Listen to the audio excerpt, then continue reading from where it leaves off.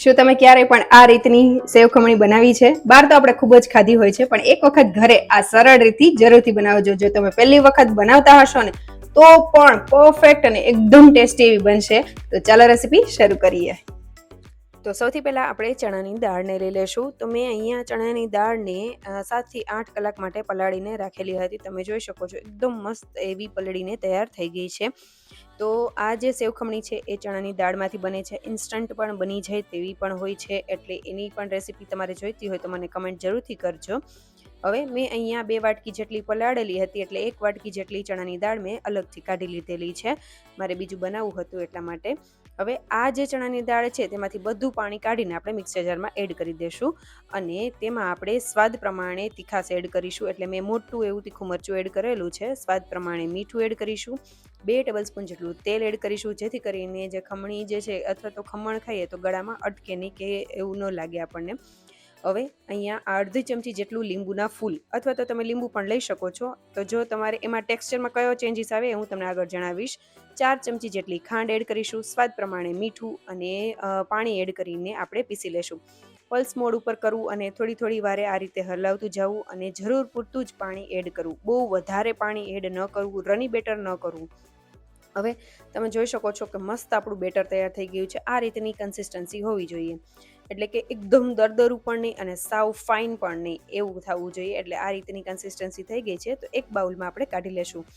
થોડું મોટું બાઉલ લેવું, જેથી કરીને જ્યારે તે આપણે એડ કરીશું વસ્તુ તો ફૂલાશે એટલા માટે. તો આ રીતની તમે જોઈ શકો છો કે કન્સિસ્ટન્સી કેવી છે, એકદમ રની નથી, આ રીતનું મીડિયમથી કેવું છે. હવે આપણે સાઈડમાં પાણી ગરમ કરવા માટે મૂકી દઈશું, કડાઈમાં અથવા તો સ્ટીમરમાં. અને મેં એમાં લીંબુના ફૂલ નાખેલા છે, જેથી કરીને એલ્યુમિનિયમની કડાઈ છે ને તો ક્ષાર કે કાળાશ એમાં ન થાય એટલા માટે. હવે જે થાળીમાં આપણે ઢોકળા કરવાના છે તેને ગ્રીસ કરીને રાખી દઈશું. તો તેલથી ગ્રીસ કરેલું છે. અહીંયા મેં હળદર એડ કરેલી નથી. જો તમારે હળદર એડ કરવી હોય તો ઈનોનો ઉપયોગ કરો, જેથી કરીને રેડ સ્પોટ નહીં આવે. અને મેં અહીંયા 1/4 ચમચી જેટલું આપણે જે ભજીયાનો સોડા હોય, બેકિંગ સોડા, એ એડ કરેલો છે. અને બધી વસ્તુને સરસ રીતે મિક્સ કરી લેશું. ઓવર મિક્સ ન કરવું, બધી વસ્તુ સરસ એવી મિક્સ કરશો ને એટલે આ રીતનું ફૂલાઈ જશે. તમે જોઈ શકો છો કે સરસ એવું ફૂલાઈ ગયું છે આપણું બેટર. હવે આપણે તેને તેલથી ગ્રીસ કરેલી થાળીમાં એડ કરી દઈશું.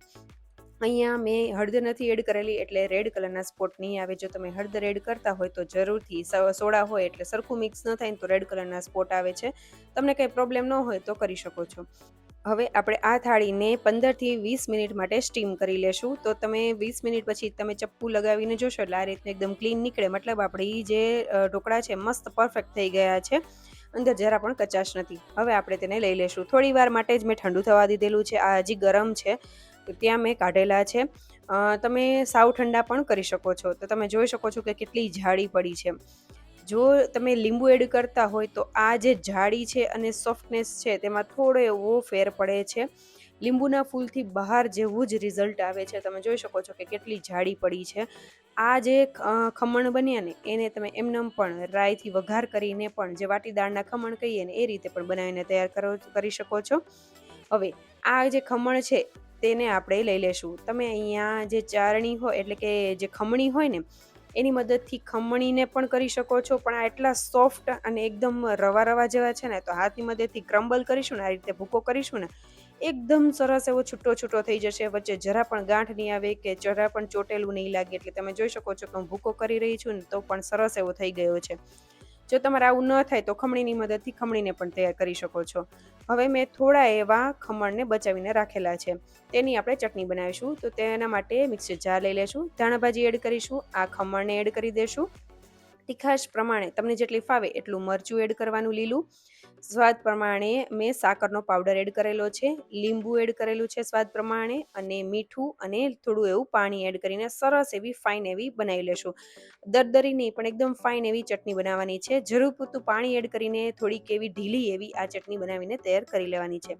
તો ચટણી આપણી રેડી થઈ ગઈ છે. તો એક કઢાઈ લઈ લેશું, તેને ગેસ ઉપર લગાવીને તેમાં તેલ એડ કરીશું.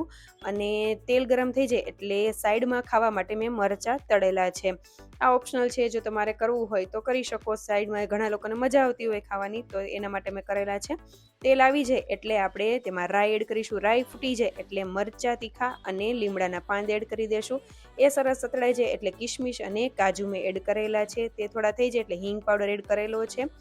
અને બધી વસ્તુ સરસ એવી થોડી વાર માટે ચોળવી લેશું. થોડી વાર પછી આપણે 1/4 કપ જેટલું પાણી એડ કરીશું. સ્વાદ પ્રમાણે લીંબુ એડ કરવું અને ગળાશ પણ એ રીતે જ મેં એડ કરેલી છે અને સ્વાદ પ્રમાણે મીઠું. એટલે મેં ગળાશમાં અહીંયા સાકરનો પાવડર એડ કરેલો છે અને આ બધી વસ્તુ સરસ એવી 1 થી 2 ઉફાણા લઈ લેવા. અહીંયા બહુ વધારે પાણીની જરૂર નથી અને ખટાશ અને ગળપણ આપણા ખમણ કેટલા ખાટા મીઠા છે એ રીતે એડ કરવું, જેથી કરીને બધી વસ્તુ બેલેન્સ થઈ જાય. હવે આપણે જે ખમણનો ભૂકો કરેલો છે તે એડ કરી દઈશું. ઉપર નીચે કરીને સરસ એવું હલાવી લેશું. તેમાં દાડમના દાણા, નાયલોન સેવ, અહીંયા મોટી સેવનો ઉપયોગ નથી થતો, નાયલોન સેવ એડ કરવાની હોય છે અને ધાણા ભાજીને એડ કરી દેશું. અને તમે જોઈ શકો છો કે કોઈ પણ ખમણી વગર પણ આપણા ખમણી જે છે સેવ ખમણી એ કેટલી છૂટી છૂટી બની છે. તમારે પણ આવું જ સરસ એવું રિઝલ્ટ આવશે જો તમે પહેલી વખત પણ બનાવતા હશો ને આ બધી વસ્તુ ટિપ્સ અને ટ્રિક્સ ધ્યાનમાં રાખશો ને બહુ મસ્ત એવી આ સેવ ખમણી બનીને તૈયાર થઈ જશે અને એટલી ટેસ્ટી બને છે ને કે બહાર કરતાં ઘરે ખાવાની વધારે મજા આવશે તમને. અને સાથે મેં ચટણી સર્વ કરેલી છે, જે મરચાં તળેલા એ છે એ, ઉપરથી દાડમના દાણા, સેવ અને ધાણા ભાજી સ્પ્રિંકલ કરેલા છે. તો રેસીપી ટ્રાય કરીને કમેન્ટ જરૂરથી કરજો. તો બની છે ને જોરદાર સેવ ખમણી અને ચટણી અને મરચાં કોમ્બો જોરદારનો લાગે છે. એક વખત આ રેસીપી જરૂરથી ટ્રાય કરજો. એટલી સરળ રીતે મેં શીખવાડી છે ને કે કોઈ પણ વ્યક્તિ સરળતાથી બનાવી શકશે અને તમારે ક્યારેય પણ આ રીતના ખમણ બનાવવા હોય કે સેવ ખમણી બનાવવી હોય એક જ વસ્તુમાંથી બંને વસ્તુ તૈયાર થઈ જશે. તો જરૂરથી રેસીપી ટ્રાય કરજો.